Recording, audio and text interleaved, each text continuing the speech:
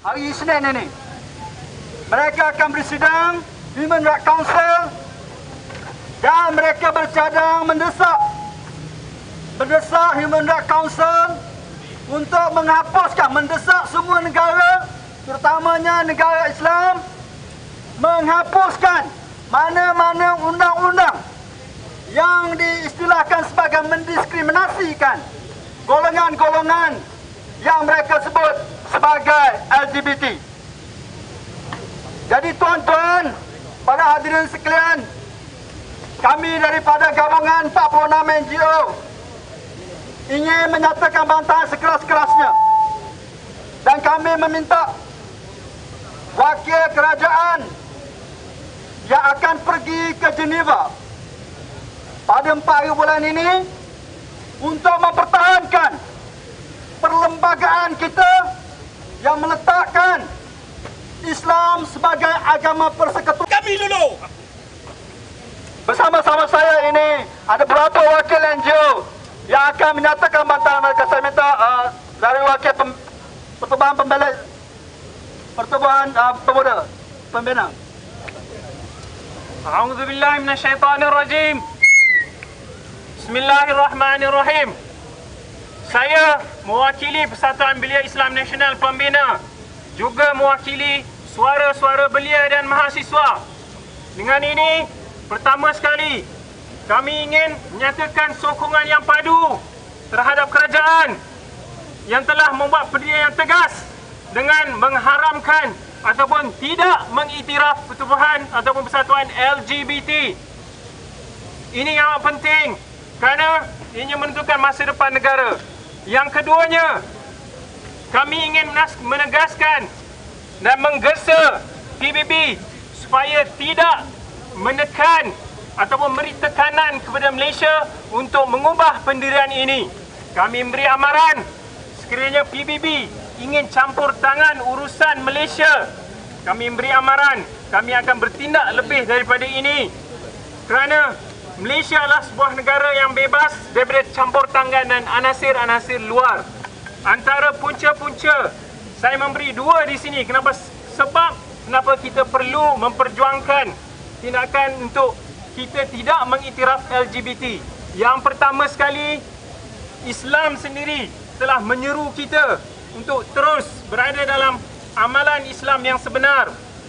Sebenarnya LGBT ini tidak pernah diiktiraf dalam Islam dan dalam Quran sendiri, bahkan melaknat dan menterbalikkan mereka di atas bumi Allah Subhanahu Wa Taala. Yang kedua, LGBT ini telah melanggar naluri-naluri atau norma-norma kemanusiaan itu sendiri. Tidak ada negara, tiada manusia yang rasional akan menerima kewujudan LGBT. Oleh itu, saya selaku belia amat risau dengan ancaman LGBT ini. Sekiranya mereka diiktiraf pada hari ini, apa akan terjadi pada generasi akan datang? Atas Warahmatullahi taala wabarakatuh. Saya mewakili Front Bertindak Anti Murtad menyokong sepenuhnya memorandum yang dikeluarkan untuk membantah keputusan PBB untuk mengiktiraf desakan golongan LGBT ini. Desakan kita jelas, di mana sebarang bentuk penyelewengan seksual yang lari daripada tabiat manusia, untuk beragama, maka sebarang bentuk penyelewengan ini kami bantah sebantah-bantahnya. Kami membantah sebarang bentuk promosi, kami membantah sebarang bentuk penggalakan, kami membantah sebarang langkah untuk mengiktiraf golongan yang jelas tersasar daripada fitrah naluri mereka sebagai manusia, dan yang lebih penting, mereka telah tersasar jauh daripada cara hidup beragama. Hari ini kita melihat dengan jelas masyarakat yang memperjuangkan hak asasi manusia berasaskan gender ini. Bagaimana di barat institusi keluarga telah runtuh dengan seruntuh-runtuhnya. Bagaimana institusi masyarakat telah runtuh teruk, dan bagaimana negara mereka sudah kacau bilau. Dan adakah modal yang rosak ini ingin dibawa ke negara kita untuk kita memberikan pengiktirafan kepada mereka? Adakah kita mahu satu hari nanti anak kita yang perempuan membawa balik teman lelaki perempuan untuk dinikahkan? Adakah kita mahu anak perempuan kita membawa balik teman wanita mereka untuk dinikahkan? Kalau kita mahu, silakan. Tapi kalau kita rasa bertanggungjawab untuk tidak membenarkan kejadian ini berlaku, maka kita perlu bersama bersatu hati menentang sekeras-kerasnya sebarang usaha untuk menjadikan gerakan seksual songsang ini sebagai satu gerakan yang sah. Marilah sama-sama kita seluruh umat Islam kembali sepenuhnya kepada Islam, kerana Islamlah hanyalah penyelesaian kepada segala masalah. Segala bentuk penyelewengan yang lari daripada Islam pasti akan membawa kerosakan dan kemusnahan. Marilah sama-sama kita berikrar, berazam dengan kembali sepenuhnya kepada Allah, kembali sepenuhnya kepada Islam. InsyaAllah kita akan selamat dunia dan akhirat. Allahu Akbar! Allahu Akbar! Allahu Akbar! Assalamualaikum. Saudara-saudara Muslim sekalian, kita berhadapan dengan satu bala. Jika sekiranya kita tidak bangun menentang kemaksiatan dan para dajjal yang ada di bumi Malaysia ini. Kita tidak mahu negara kita diperintah oleh para seksualiti merdeka. Kita tidak mahu diperintah oleh manusia-manusia yang dilaknat oleh Allah Subhanahu wa taala. Ayo, bangunlah umatku, bangunlah umatku, bangunlah Islam di bumi yang amat bertuah ini. Kita di Malaysia di bawah kepimpinan yang amat berhormat Datuk Najib adalah merupakan ahli ikhwan, ahli sunnah wal jamaah. Kita mempertahankan sebarang akidah yang menggugat perpaduan ummah di serata dunia. Assalamualaikum warahmatullahi taala wabarakatuh. Takbir! Takbir! Takbir! Rabbil alamin wal aqibatu lil muttaqin wa ajma'in. Amma ba'd. Tuan-tuan, hadirin telah menyentuh segala apa yang kita diterang sekali dengan syariat Allah yang bercanggah sama sekali dengan Al-Quran dan juga sunnah Rasulullah sallallahu alaihi wasallam. Akan mereka sedang dilihat dan diperhati oleh umat Islam. Kita kepada sesiapa pun termasuk United Nations, darah kami akan menjadi galang ganti jika sekiranya itu merupakan bayaran yang mesti kita berikan kepada United Nations. Sokong atau tidak? Nyawa kita akan kita berikan kepada United Nations kalau mereka itulah yang mereka nak daripada kita hadirin yang dirahmati Allah sekalian. Sekian, Assalamualaikum.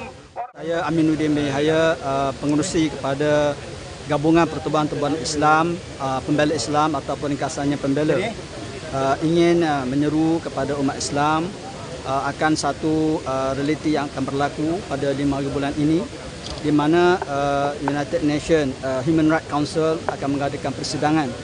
Jadi antara perkara-perkara yang akan dibahaskan ialah tentang diskriminasi yang dilakukan terhadap apa yang disilahkan golongan minoriti, terutamanya golongan-golongan yang kita kata mengamalkan seks bebas, lesbian, gay, bisexual, transseksual ini. Jadi tekanan ini semakin hari semakin kuat untuk kerajaan menghapuskan mana-mana peruntukan dalam undang-undang yang menyentuh tentang isu seks bebas ini. Jadi bagi pihak pembela yang disokong oleh 46 NGO Islam yang lain ingin meminta pihak kerajaan bertegas dalam isu mempertahankan perlembagaan kita yang meletakkan sebagai Islam sebagai agama persekutuan, dan apa-apa tindakan, apa-apa amalan, apa-apa gerakan yang ingin dilakukan oleh rakyat Malaysia mesti berlandaskan kepada agama Islam. Selain daripada itu harus ditolak, harus ditolak sama sekali. Dan saya rasa desakan-desakan yang dibuat oleh NGO yang ada di Malaysia ini yang cuba untuk push kepada kerajaan menerima akan tuntutan mereka ini, saya ingin beritahu kepada mereka bahawa kami daripada NGO Islam tidak akan berdiam diri. Kami akan sentiasa memerhatikan pergerakan mereka dan insya-Allah kita akan mengajak umat Islam keseluruhannya yang sedar dan faham untuk bangkit dan mempertahankan dan tidak membenarkan sama sekali amalan-amalan yang songsang ini berlaku di dalam negara kita. Perkasa bersama-sama NGO, kami kalau berkaitan dengan isu agama Melayu dan juga negara, kami akan bersama mana-mana pihak yang ingin bersama. Isu yang dibangkitkan pada hari ini, yang kita rasa cemas jika PBB meluluskan resolusi ini, akan kita terpaksa akur kemungkinan besar. Kalau tidak akur, mungkin dipulaukan atau berbagai cara atas tindakan PBB. Yang pentingnya kita menyuruh bukan saja kerajaan yang ada sekarang, pemimpin-pemimpin Islam di mana-mana parti pun perlu bertegas menyuarakan bantahan ini. Tak kira mana-mana parti, baik pemimpin daripada PAS, UMNO dan juga PKR, pemimpin Islam harus bersama dalam isu ini. Masalah yang melanda negara kita dengan ada sekumpulan kecil yang terlibat dengan kegiatan seks songsang ni adalah berpunca daripada adanya pemimpin Islam sendiri yang menyokong mereka. Pemimpin Islam yang sudah mengamalkan pluralisme pada mereka, pada pemimpin ini, Islam sama dengan agama-agama lain. Maknanya apa agama lain benarkan, Islam patut benarkan. Jadi umat Islam kalau nak selamatkan negara ini daripada nasir-nasir ini, perlu tolak pemimpin Islam begini. Itu yang perlu kita lakukan. Kalau mereka berjaya menimbulkan suasana yang tidak tenteram pada negara kita, adalah sebabnya umat Islam sendiri yang salah memilih pemimpin. Jadi umat Islam perlu di Malaysia ni perlu bijak memilih pemimpin mereka supaya pemimpin yang boleh menjamin kesucian Islam dalam negara ini. Lesbian, gay dan sebagainya ini adalah diharamkan merentasi semua agama. Tidak ada satu agama pun yang membenarkan lesbian, gay dan juga seks di luar tabi'i ini. Tetapi seolah-olah dilihat gerakan hak asasi ini ingin merentasi segala agama ini, khususnya agama Islam, membenarkan perbuatan-perbuatan terkutuk ini untuk dihalalkan di negara kita. Jadi kita amat khawatir sekiranya gerakan-gerakan seperti ini tidak diberi, tidak dikawal, tidak diberhentikan, ia akan memprejudiskan, ia akan memudaratkan agama-agama di negara ini, khususnya agama Islam yang telah termaktub di dalam perlembagaan kita sebagai agama bagi persekutuan. Bukan sekadar agama rasmi tetapi agama bagi persekutuan. Jadi hak asasi ataupun kebebasan fundamental liberties ini sepatutnya mempunyai had, mempunyai limit. Ia tidak mutlak. Kebebasan apa pun di dalam negara, di dalam dunia ini adalah bukannya bersifat mutlak. Ia terbatas. Dalam konteks Malaysia ini ia dibataskan oleh perlembagaan. Perlembagaan meletakkan Islam sebagai agama bagi persekutuan. Jadi norma-norma dan juga ajaran Islam itu mestilah diletakkan di tempat yang paling tinggi sekali sebelum kita membuat sesuatu tindakan. Jadi gerakan-gerakan ini memang telah jelas melanggar ajaran agama Islam, ajaran agama-agama lain juga. Tidak ada satu agama pun yang membenarkan perbuatan-perbuatan terkutuk ini. Jadi itulah inisiatif pembela hari ini untuk kita tentang habis-habisan sebarang usaha untuk menghalalkan kegiatan-kegiatan terkutuk ini.